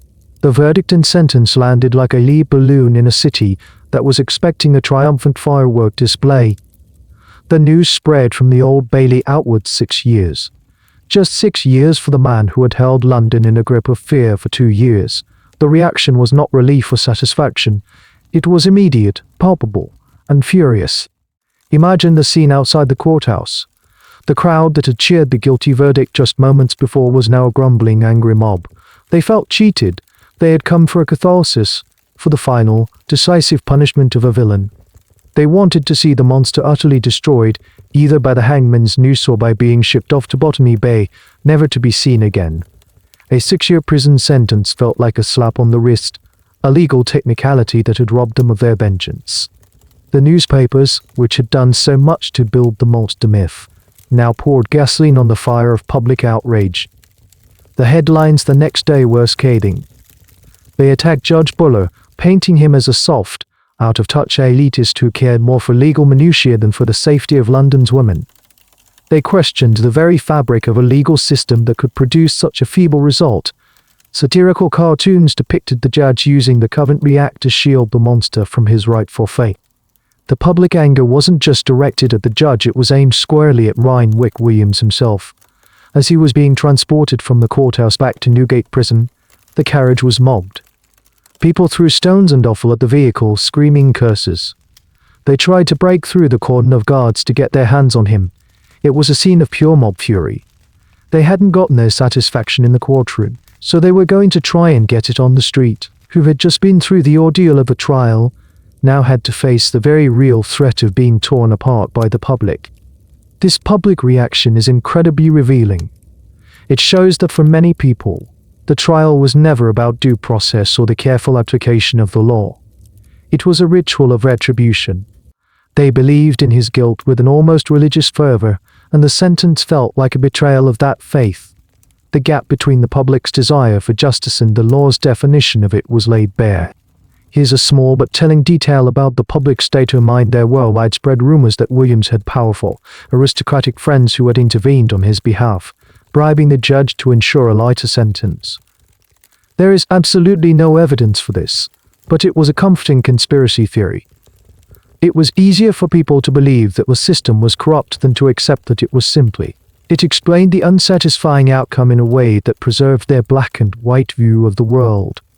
This intense public dissatisfaction is a classic symptom of what sociologists call moral panic. When a society designates a person or group as a threat to its values, the demand for punishment often exceeds any rational measure of the actual crime committed. The folk devil in this case, Rhynwick Williams, must be subjected to a punishment that is not just legal, but symbolic. The punishment has to be as epic as the fear he created. Academics are still fascinated by this moment. Was the public's anger a righteous demand for safety and accountability? Or was it a form of collective hysteria, a bloodlust whipped up by a sensationalist press? The answer, as always, is probably a mix of both. People were genuinely afraid, and their fear was being expertly manipulated by the media. The sentence didn't quell their fear, it just frustrated their desire for a simple, violent resolution. The authorities were now in a difficult position. They had secured a conviction, but they had failed to satisfy the public. The monster was behind bars, but the city was angrier and more agitated than ever. The pressure was immense, not just from the public and the press, but from powerful figures like John Julius and Gerstein and the other wealthy men who had put up the reward money. They felt the sentence was an insult to their efforts and to the victims. The legal drama of Rhynwick Williams, it turned out, was not over. It was merely the end of Act 1. The public demanded a sequel, and the justice system, under immense pressure, was about to provide one. The public outcry was too loud to ignore. The verdict was a legal embarrassment and a political disaster. The authorities, from the magistrates at Bell Street to the highest legal officers in the land, were facing a crisis of confidence. They needed to fix this, to find a way to give the public the pound of flesh they were demanding. And so, in a move that was highly unusual and legally dubious, they decided to simply try him again. This wasn't an appeal from the defense. This was the prosecution getting a second bite at the apple. They went back to the drawing board, poring over the law books, determined to find a way to convict Rhynwick Williams of a felony, the kind of serious crime that carried a much harsher sentence. Their solution was to bring a new set of charges against him, based on the testimonies of other victims whose cases hadn't been included in the first trial. The stage was set for a second trial, just a few months after the first. The speed with which this was arranged was breathtaking. The legal machinery, which could often grind along for years, suddenly moved with incredible swiftness. The message was clear: the first result was the wrong one, and they would keep trying until they got it right. For Rhynwick Williams, this must have been a bewildering, unterrifying development. He had been tried, convicted, unsentenced. In his mind, the ordeal was over. He was serving his time in Newgate, likely counting the days until his release. Suddenly, he was being dragged back to the Old Bailey to face the whole nightmare all over again. The second trial was, in many ways, a replay of the first, but with the intensity dialed up. The same angry crowds, the same sensationalist press coverage. The prosecution, however, had a new strategy. They weren't going to rely on the problematic Coventry Act this time. Instead, They focused all their energy on proving the assaults themselves and painting Williams as a menace to society who needed to be locked away for a very long time. They brought forward a new set of victims, including a woman named Elizabeth Foster. Her testimony was particularly graphic and emotional. She described being followed by Williams, who allegedly shouted, "Oh ho! So I have found you at last," before stabbing her. Her story was filled with the kind of dramatic detail that the jury and the public found irresistible. The defense was in an even weaker position than before. Williams was now a convicted criminal, which damaged his credibility. His lawyer, Mr. Knowles, put up the same defense: mistaken identity and a solid alibi. He again brought Williams's co-workers to the stand to swear that he was at work during the times of these other attacks, but it was a futile gesture. If the jury hadn't believed the alibi the first time, why would they believe it now? This is where the case enters a very murky legal area, one that historians and legal scholars still debate. By modern standards, trying a person twice for what is essentially the same set of alleged criminal behaviors would be a clear case of double jeopardy. The principle that you cannot be tried again for a crime for which you have already been acquitted or convicted is a cornerstone of many legal systems. However, the 18th century English legal system had a more fluid and, some would argue, more malleable interpretation of this concept. Because the prosecution was using different victims and different specific dates, they could argue, on a technicality, that these were entirely separate crimes and therefore not double jeopardy. Here's a small telling detail about the atmosphere of the second trial. The press, having learned from the first trial's disappointing outcome, was even more aggressive in its presumption of guilt. Pamphlets sold outside the court didn't even bother to frame the proceedings as a question. They presented the trial as a mere formality before the inevitable and correct sentence was passed down. The second trial was a show trial in the truest sense of the word. Its purpose was not to determine guilt or innocence that had already been decided in the court of public opinion. Its purpose was to correct a legal and social problem. It was a performance designed to restore public faith in the justice system by producing the right outcome. The entire weight of the state and public opinion was pressing down on the scales of justice, and the fate of one lonely flower maker was a foregone conclusion. The machine had been set in motion, and this time, it would not be stopped by a legal technicality. It was grinding towards a conclusion that would satisfy them all. The second trial proceeded, but it was clear that the prosecution needed a stronger legal hook than a simple assault charge if they were to secure the kind of sentence the public craved. They had found their answer not in a new law, but in a very old and somewhat obscure one. They decided to reintroduce the charge under the Coventry Act, but this time, they had a new and creative legal argument to make it stick. The Coventry Act, you'll remember, required the prosecution to prove that the attacker had a specific intent to maim or disfigure. Judge Buller had rejected this in the first trial, arguing that Williams's goal was to tear clothes and terrorize, not to cause permanent disfigurement. The prosecution's challenge was to get around this ruling. Their new argument was a masterpiece of legal gymnastics. It went something like this: when a person commits an unlawful act, they are legally responsible for all the consequences of that act, whether they intended them or not. So they argued Williams's primary unlawful act was the assault itself. Because a cut to the body wound was a natural and foreseeable consequence of that assault, the intent to commit the assault could be legally transferred to the consequence of the wound. They claimed, even if his main goal was to tear a dress, the fact that he used a weapon sharp enough to wound meant that the law could imply an intent to wound. It's a convoluted argument, a piece of legal sophistry that stretches the meaning of intent to its breaking point. It essentially removes the need to prove what was actually going on in the defendant's mind and replaces it with a legal fiction. By this logic, the intent to maim or disfigure required by the Coventry Act didn't need to be Williams's primary motive, it just needed to be a possible outcome of his actions. This legal maneuvering is a point of major contention among historians. Some see it as a clever and necessary use of the law to incapacitate a dangerous criminal when the existing statutes were inadequate. They argue that the law must be flexible enough to deal with new and unforeseen types of crime. Others, however, see it as a dangerous and dishonest perversion of the legal process. They argue that the prosecution and the new judge were essentially rewriting the law on the fly to guarantee a conviction. They were fitting the law to the man, rather than fitting the man to the law. The judge in this second trial was a different man, Lord Chief Baronet. He proved to be far more receptive to the prosecution's creative new argument than Judge Buller had been. He instructed the jury that if they believed Williams had intended to tear the clothes by means of an instrument that could, and did, wound the person, then they could indeed infer the intent to wound required by the act. He effectively gave the jury the legal green light they needed to convict on the more serious charge. Here's a small but fascinating piece of legal trivia that puts this in context. This concept of transferred intent is a real and important part of common law, but it's usually applied in different circumstances.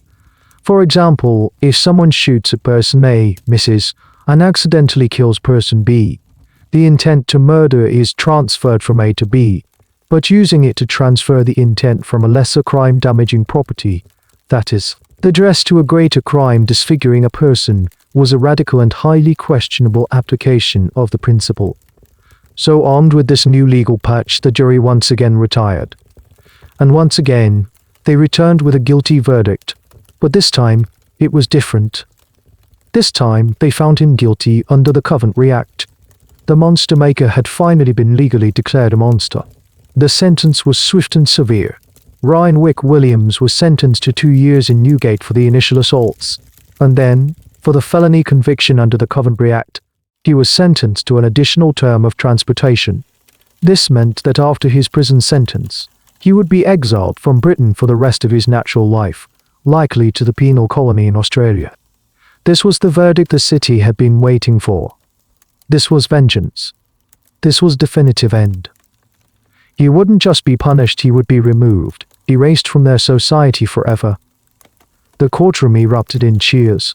The newspapers praised the wisdom of the judge and the righteousness of the verdict. The legal loophole had been closed, the correct result had been achieved, and the public thirst for retribution had finally been slaked. The law, which had at first seemed so frustratingly inadequate, had been bent and reshaped until it produced the desired outcome. Rhynwick Williams was led away in chains, his fate sealed. He was no longer just a prisoner in Newgate, he was a felon destined for the other side of the world. In London, a palpable sense of relief settled over the city. The monster was gone. The case was closed. The newspapers moved on to other sensations, other scandals. The public, its thirst for vengeance satisfied, turned its attention back to daily life. The long, strange nightmare was finally over. And then a funny thing happened. Or rather, a funny thing didn't happen. The attacks stopped. From the moment of Williams's arrest, the bizarre specific crime of well-dressed women being stabbed in the buttocks ceased entirely.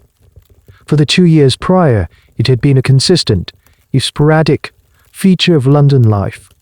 After his imprisonment, there were no more credible reports of a monster on the loose. For the public and the authorities, this was the ultimate vindication. It was the final, irrefutable proof of Williams's guilt. If the attacks stopped when he was locked up, he must have been the one doing them. It's a simple, compelling piece of logic, and it has been the primary argument for his guilt for over 2 centuries. Case closed, right? Well, not quite. The cessation of the attacks is the strongest piece of evidence against Williams, but it's not as airtight as it seems. There are other possible explanations, and this is where the historical mystery deepens, moving from the courtroom drama into the realm of speculation and social psychology. First, the copycat theory. Some historians propose that the London monster may not have been a single person at all. It's possible that an initial, real attacker committed a few of the assaults. The sensationalist press then blew the story out of proportion, creating the monster myth. This myth may have then inspired other disturbed individuals, copycats, to commit similar crimes. The arrest and very public conviction of Williams would have put a sudden, definitive end to the phenomenon. The media narrative was complete. The monster was caught. So there was no more notoriety to be gained by imitating him. The brand was retired. Then there's the collective hysteria theory. This is the most radical and, in some ways, the most intriguing explanation. This theory suggests that while a few initial attacks may have been real, the vast majority of the later monster incidents were a product of mass panic. In a city where everyone was looking for a monster, Every torn dress, every accidental bump, every creepy man in a dark alley was reinterpreted through the lens of the monster narrative. Women may have genuinely believed they were attacked when, in fact, something far more mundane had occurred. Once Williams was convicted, the psychological pressure was released. The city was told the threat was gone, so they stopped seeing it everywhere. The monster vanished from the streets because he vanished from people's minds. This debate: was he a single culprit, one of many, or a scapegoat for a mass delusion, is the central question that keeps the London monster case alive for historians. There is no definitive answer. The fact that the attack stopped is powerful, but it doesn't entirely rule out these other, more complex scenarios. And what of Rhynwick Williams himself? He served his 6 years in the brutal conditions of Newgate Prison. We know he survived it, which was no small feat, but when his sentence was up in 1796, a strange thing happened. The second part of his sentence, the transportation to Australia for life, was quietly dropped. Why? The records are frustratingly silent on the exact reason. One theory is that after the panic had died down and the political pressure was off, the legal authorities quietly acknowledged that the second conviction under the Coventry Act was shaky at best. It had served its purpose as placating the public, and now, with the city calm, they had no appetite to enforce a sentence based on such a dubious legal precedent. It might have been a quiet, face-saving admission that a potential injustice had been done. Here's a final, poignant detail. After his release, Rhynwick Williams, the man who was once the most infamous villain in England, simply vanished from the historical record. He melted back into the vast, anonymous population of London. We have no idea what happened to him. Did he change his name? Did he marry his sweetheart, Elizabeth Millward, who had stood by him? Did he go back to making flowers? We don't know. He was swallowed by the city that had once made him its monster. The silence that follows his release is as mysterious as the crimes he was accused of. The great London monster, stripped of his mythical status, became just a man again, and like most ordinary men of his time, his final chapter is unwritten. Years turned into decades. The gaslights arrived, pushing back the deep shadows that had been the monster's hunting ground. The Bell Street runners were eventually replaced by Robert Peel's uniformed Metropolitan Police. London changed, and the story of the monster faded from a terrifying headline into a curious footnote, a piece of local folklore told to scare children. But as historians began to look back at the 18th century with fresh eyes, they started to re-examine the case of Rhynwick Williams. And the question that had been buried under years of public certainty began to be asked again. This time in the quiet halls of academia: was he actually guilty? Stripped of the hysteria and the sensationalism of the time, the case against him looks profoundly weak. As we've seen, it rested almost entirely on compromised eyewitness testimony, with no physical evidence, no confession, and a strong, multi-witness alibi that was dismissed out of hand. A modern court would likely have dismissed the case before it even reached a jury. This has led to a major historical reassessment, with many contemporary scholars now arguing that Rhynwick Williams was likely innocent, a tragic victim of one of history's most vivid moral panics. They see him not as a monster, but as a scapegoat. He was the unlucky man who happened to be in the wrong place at the wrong time, whose slightly dandyish appearance fit a vague and shifting description, and who was fed to the mob to quell a city-wide panic. In this view, the trial was not a process of justice, but a ritual of social cleansing. The city had a monster problem, and Williams was the solution. His conviction served a social function. It provided a face for a faceless fear, a simple answer to a complex social anxiety, and a cathartic release for a terrified public. Whether he actually committed the crimes was, in a way, secondary to his ability to resolve the crisis. He was a sacrifice made on the altar of public order. However, this is by no means a settled debate. Other historians push back against this innocent scapegoat narrative. They argue that we shouldn't be so quick to dismiss the evidence of the time with our modern sensibilities. They point to that one undeniable fact: the attack stopped the moment he was arrested. This, they argue, is too great a coincidence to ignore. They suggest that the eyewitnesses, particularly Ann Porter, were more reliable than modern critics give them credit for, and they contend that the alibi, while seemingly strong, could have been a fabrication by loyal friends and a sympathetic employer. This side of the argument cautions against what they call presentism, judging the past by the standards of the present. They argue that while the trial was certainly flawed by today's standards, it was conducted according to the norms of its time. The jury heard the evidence presented and found it convincing. To simply declare Williams innocent from a 21st century vantage point, they say, is an act of historical arrogance. And so, the central question remains a subject of lively and sometimes contentious academic debate. Was Rhynwick Williams the London monster? Is a classic historical whodunit, but one where the clues are not fingerprints and DNA, but flawed legal documents, biased newspaper report, and the fragile, suggestible nature of human memory. Here's a curious piece of information that adds another layer of ambiguity. A pamphlet published a few years after the trial claimed to have identified the real monster, a disgruntled and mentally unstable nobleman. The pamphlet was filled with sensational claims but offered little concrete proof and was largely dismissed at the time. Was it a piece of opportunistic fiction, or did it contain a kernel of truth? It's likely the former, but it shows that even in the years immediately following the trial, there were lingering doubts, alternative theories bubbling just beneath the surface of the official narrative. Ultimately, we will likely never know the truth with absolute certainty. The evidence is too thin, the trail too cold.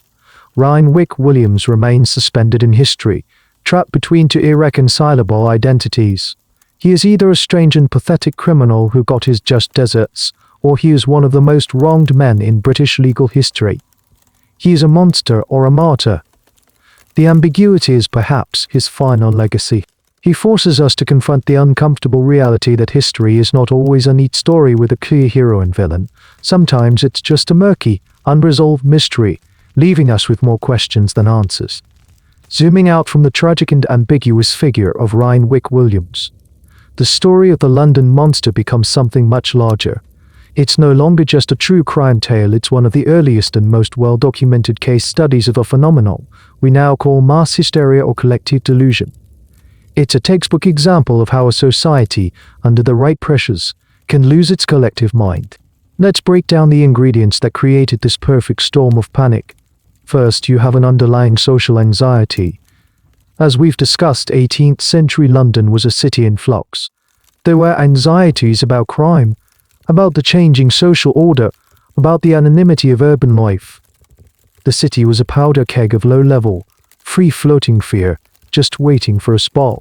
Second, you have a novel and specific threat. The monster's attacks were bizarre, unsettling, and hard to categorize. They weren't for profit. They violated social and personal boundaries in a way that was deeply disturbing. This novelty made the threat hard to understand and therefore harder to dismiss. It was a weird threat, which is often more terrifying than a familiar one. Third, and this is the crucial accelerant, you have the media. The explosion of newspapers in London at the time acted as a massive echo chamber. They didn't just report the fear, they amplified it, shaped it, and gave it a name. By christening him the monster, they turned a series of criminal acts into a mythological event. They created a phobe devil, a single, unifying target for all the city's anxieties. The press provided the narrative, and the public eagerly consumed it. Once these elements are in place, the hysteria becomes self-perpetuating. Every new sighting confirms the narrative. Contradictory evidence is ignored or explained away.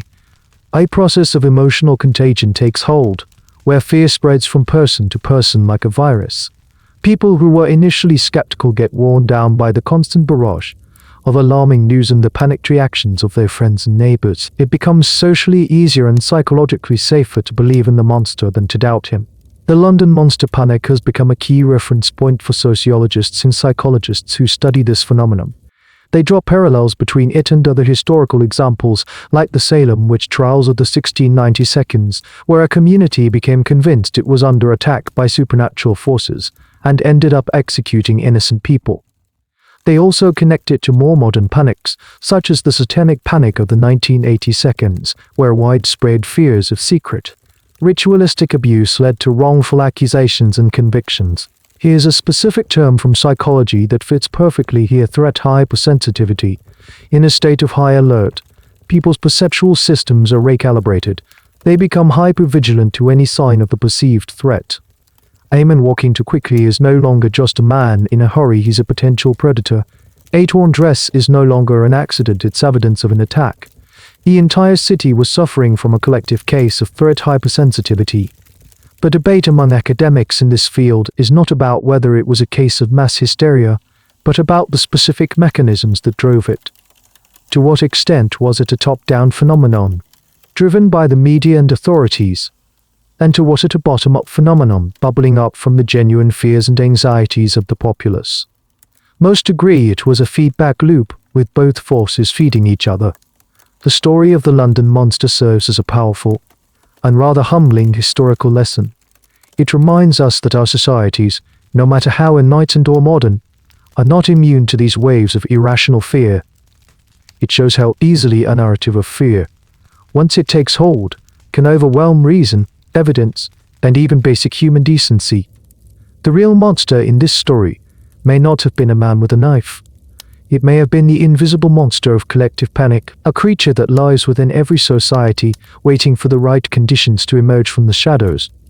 Rhynwick Williams may or may not have been the London monster, but he was undoubtedly the victim of this other, far more powerful beast. Let's let the dust of the 18th century settle. Let Rhynwick Williams fade into the anonymity he was either denied or deserved. Now wind the clock forward. Let a full century pass. The London you were standing in, the city of sedan chairs and powdered wigs, has vanished. In its place, something far larger, far darker, and far more complex has grown. It is 1888. The air is different now. The coal smoke is thicker, a permanent yellow-grey shroud that chokes the sky. The sounds have changed. The clatter of hooves is still there, but it's now mixed with the hiss of steam, the rumble of trains, and the cacophony of a city whose population has swelled to over 5 million. This is Victorian London, the heart of a global empire, a city of unimaginable wealth and unprecedented squalor existing side by side. And in the autumn of 1888, in a wretched, overcrowded, and gaslit warren of East End streets known as Whitechapel, a new monster appears. But this one is different. This is no mere wretch who tears dresses and humiliates his victims. This one is a killer. He becomes known as Jack the Ripper. The parallels to the London monster case are immediate and undeniable. Here again is a phantom assailant, striking in the dark, terrorizing the city. Here again is a police force, now the more organized but still overwhelmed metropolitan police, that appears helpless. And here again, most importantly, is a press that seizes on the story with a ravenous hunger. But everything is amplified, darker, and more deadly.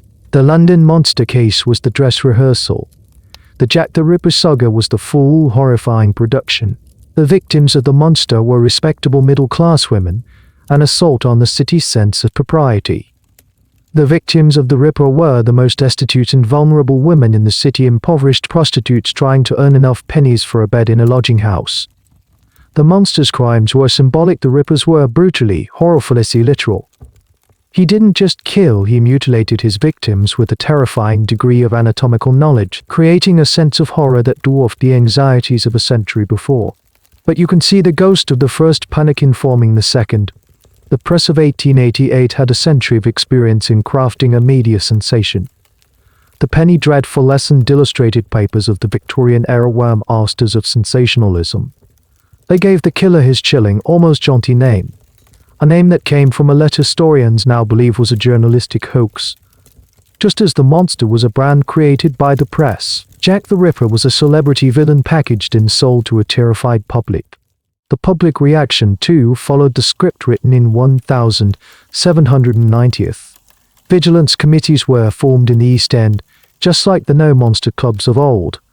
The police were flooded with letters from amateur detectives and cranks, each with their own theory. The city was again gripped by a paranoia where every man with a Gladstone bag or a dark coat was a potential suspect. This leads to a fascinating historical debate: to what degree was the response to Jack the Ripper earned behavior, a panic script that the City of London had already rehearsed a century earlier? Historians still argue whether the media's handling of the Ripper case was a conscious echo of the successful and profitable sensationalism of the monster panic, or simply a natural evolution of journalism, but the pattern is undeniable. And here's a bizarre detail that shows the escalation in horror from one monster to the next. The London monster was a creature of rumor and fleeting glimpses. The Ripper, on the other hand, actively taunted the society he terrorized. The most infamous example is the From Hell letter, sent to the head of the Whitechapel Vigilance Committee, George Lusk. The letter was accompanied by a small box containing half of a preserved human kidney. The author claimed to have frightened eaten the other half. It was an act of such supreme, ghoulish arrogance that it has no parallel in the monster case. The Phantom had evolved from a slasher into a taunting, theatrical demon. The London monster panic taught the city how to fear a spectre. It created the template for the media-driven urban manhunt. It showed how a real, if limited, threat could be magnified into a city-defining myth. 100 years later, when a far more terrible reality emerged from the foggy labyrinth of Whitechapel, the city and its press knew exactly what to do. They reached for the playbook that had been written a century before, but he had set a very dark stage for the truly infamous killer who would follow. As we look back at the entire bizarre saga from our perch in the present, it becomes impossible to ignore the puppet master pulling the strings in the background, the press. The story of the London monster is, in many ways, the story of the birth of a certain kind of journalism, one where reporting the news and creating the news become dangerously intertwined. So let's ask the big question: were the newspapers of 1788 to 1790 objective reporters of events, or were they active, and perhaps even cynical, participants in creating the panic? The evidence for the latter is overwhelming. In the highly competitive London newspaper market of the late 18th century, circulation was everything. And nothing sold papers like fear, scandal, and mystery. The monster was a golden goose, a story that could run for days, weeks, even years. It had a faceless villain, terrified victims, and a bumbling official response. It was the perfect recipe for a long-running media drama. From the very beginning, the papers made deliberate choices that shaped the narrative. The most important, as we've seen, was giving him the name the monster. This single act of branding elevated the story from a crime report to a modern myth. It was a marketing decision, and a brilliant one. Then there was the constant publication of letters from concerned readers and terrified ladies. While some of these were likely genuine, it was a common and accepted practice at the time for editors to invent letters to stir debate or fill space. How many of the most breathless, panicked letters were written by a journalist in a Fleet Street office trying to spice up a slow news day, we will never know for sure, but this practice is a key point of debate for media historians. They argue over the ratio of genuine public sentiment to manufactured outrage. The papers also engaged in wild speculation presented as fact. They published detailed, and often contradictory theories about the monster's motives, his methods, and his secret identity. Was he a disgruntled servant? A mad aristocrat? A foreign spy? Each theory would be floated in one paper, then debated and debunked in another, all of it selling more copies. They weren't just reporting the mystery, they were actively writing it, adding new plot twists every morning. This leads us to a fascinating and slightly uncomfortable question about the attacks themselves. Did the relentless, detailed, and sensationalist coverage actually create more attacks? This is the copycat theory we've touched on. It's a well-documented phenomenon today that extensive media, a coverage of a certain type of crime can inspire imitation. It's entirely possible that a disturbed individual, reading the lurid accounts of the monster's deeds and the fame he was achieving, might have been motivated to commit a similar act. In this sense, the press may not just have been fanning the flames of panic, but actively pouring fuel on the fire of the crimes themselves. Here's a specific, telling example of their methods. When the reward of £100 was offered, the newspapers didn't just report it. They promoted it. They ran editorials praising the civic-minded gentleman who offered it and shaming the authorities for not acting sooner. They essentially turned the manhunt into a public contest with themselves as the scorekeepers, a move that directly contributed to the rise of the dangerous vigilante mobs. Looking back, we can see the London monster panic as a crucial moment in the evolution of the media. It was a trial run for the kind of sensationalist yellow journalism that would become dominant in the next century, both in Britain and America. It demonstrated the immense power of the press to shape public perception, create folk devils, and put immense pressure on the institutions of justice. The role of the press in the Rhynwick Williams trial was the culmination of this process. They presented the public with a villain, and then covered the trial not as a legal question, but as the final chapter of their long-running story. His conviction was the satisfying conclusion their readers demanded. They weren't just the court reporters, they were the story's authors, and they were determined to write a happy ending, at least for their audience. The monster may have haunted London's streets, but he was born, raised, and ultimately immortalized on the ink-stained pages of its newspapers. And so the story winds down. The trials are over. The panic has subsided. Rhynwick Williams, monster or martyr, serves his time and dissolves back into the great, anonymous river of London life. The city moves on. The 18th century gives way to the 19th, with all its steam and steel and Victorian certainty. The London monster, once a terrifying, living presence, becomes what all such creatures eventually become: a story. He transforms from a headline into a piece of folklore, a tale whispered in pubs, a cautionary anecdote for children. He becomes a ghost story, his edges softened by time, the raw, immediate fear replaced by a kind of quaint, historical curiosity. Do you remember the time the city went mad over a man with a pin? An old Londoner might say to his grandchild, the terror of 1719 owl, sounding almost comical in its absurdity. The defensive copper petticoats and monster-proof accessories were put away, eventually discarded, becoming little more than a bizarre footnote in the history of fashion. The No Monster clubs disbanded, their members going back to their ordinary lives, perhaps a little embarrassed by their brief, violent foray into vigilantism. The newspapers that had profited so handsomely from the panic found new monsters, new scandals, and new panics to fuel their presses. The monster's legacy, however, lingers in the mist, a faint but persistent echo. He became a part of the city's psychic landscape, a benchmark for urban terror. Every subsequent panic, every mysterious crime spree, would, for a time, be measured against his. He was the prototype, the original bogeyman for the modern, anonymous city. He carved out a template for urban fear that we used again and again. This brings us to the final, lingering question, the one that hangs over this whole affair like a London fog. Who was the London monster? If we assume for a moment that Rhynwick Williams was innocent, then the real attacker, or attackers, simply got away with it. He watched the entire drama unfold: the panic, the manhunt, the trial of the wrong man, and then, for reasons we can only guess at, he just stopped. Why did he stop? Did he die? Did he leave the city? Or, and this is perhaps the most chilling thought, did he simply get bored? Did he watch the conviction of his replacement with a sense of grim satisfaction, close the newspaper, and go about his life, his strange compulsion sated? This is a question that history cannot answer, and it's this permanent uncertainty that makes the story so endlessly fascinating. The case of the London monster is a mystery with a solution, the conviction of Williams that is itself a mystery. One final curious detail.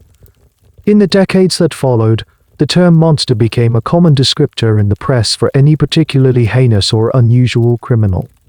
The press, having found a word with such power and resonance, held onto it. The London monster of 1790 wasn't just a man or a panic, he was linguistic invention, a new category of villain that has stayed with us ever since. And so we leave him there, a ghost in the machine of history. A man whose true identity is lost to us, but whose actions, magnified by fear and media, created a legend that tells us more about the society he terrorized than about the man himself. He is a reminder that sometimes the most terrifying monsters are not the ones with claws and fangs, but the ones we create in our own minds, born of shadow and whisper, and given a terrible power by our collective fear. The panic eventually burned itself out, but the legend, a strange and cautionary tale, disappeared back into the fog from whence it came, a permanent and puzzling part of London's long, dark, and wonderful history. And now, the story is over. The echoes of the courtroom fade away. The frantic shouts of the newsboys and the clatter of carriages on cobblestones grow faint, replaced by the soft, steady hum in your room. The fog of 18th century London begins to thin, and you can feel the solid ground of your own time beneath you. Let go of the mystery, of the questions of guilt and innocence. They belong to the past now, to the quiet dust of history. Feel the weight of the day begin to lift from your shoulders, your mind gently unhitching itself from the intricate narrative you've just walked through. There are no more clues to find, no more verdicts to be reached. There is only the stillness of the night and the gentle pull of sleep. Imagine those old, forgotten streets, now quiet and empty under a silver moon. The panic is a distant memory, the faces in the crowd have all gone home. Rhynwick Williams, whoever he truly was, is at peace, his story told. The city sleeps, and so can you. Let the rhythm of your iron breathing be the only sound you follow now. A slow, easy breath in, and a long, soft breath out. Each breath is away the last remnants of the day, carrying you further and further from the shore of wakefulness. You are drifting now on a calm and quiet sea, towards the gentle harbor of your dreams. Let the darkness behind your eyes be a soft blanket, a safe and welcoming space. There are no monsters here. There is only rest. The end of the article. Good night.